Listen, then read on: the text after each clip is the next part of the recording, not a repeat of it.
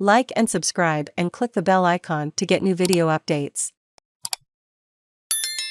Pretty bleak situation prompts KTM rookies upgrade Plea. KTM rookie Remy Gardner has pleaded with his manufacturer to bring new material following a pretty bleak day of practice at the French Grand Prix.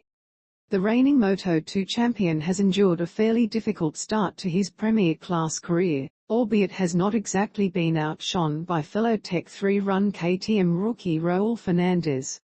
The 2022 KTM RC16 impressed by finishing second with Brad Binder in the Qatar opener, at what has traditionally been a bogey track for KTM, and winning a wet Mandalika race with Miguel Oliveira, but it looked to have largely reverted to its familiar, and underwhelming, 2021 form since.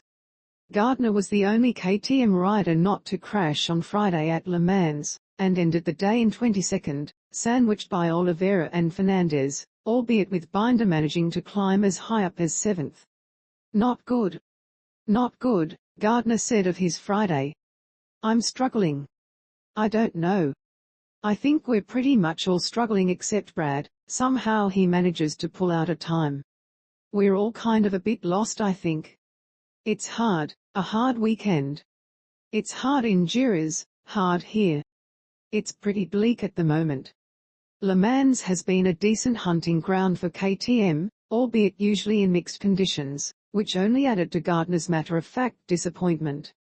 Looking at past results, I think, seems like it's not a bad place for the RC16. It's like we've gone backwards. It's tough at the moment. We need some help.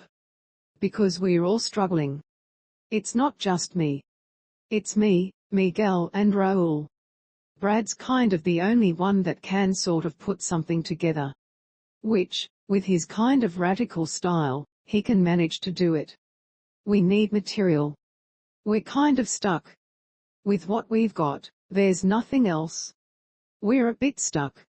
We need some material. We need parts, we need new things, yeah. Gardner said he wasn't aware of what KTM had in the development pipeline, but when asked by the race what areas he needed help with, he said, everywhere. Turning, stopping, acceleration, horsepower. Just a few things, he quipped. We've gone up, down, everywhere, chased our tail, and could never get it to really work. We gain something, lose something, gain something, lose something, it's never put in a package together. For some reason, it's just not working, any of the setups, anymore.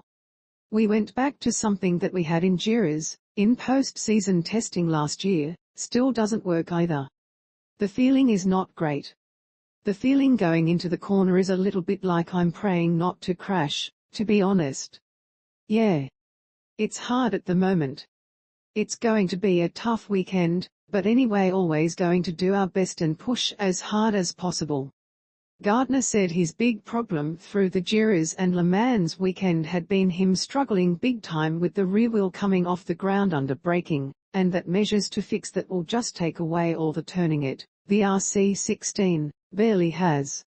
But while the Aussie pleaded for upgrades, 7th-placed Binder suggested he had stumbled upon something of a breakthrough in his setup work.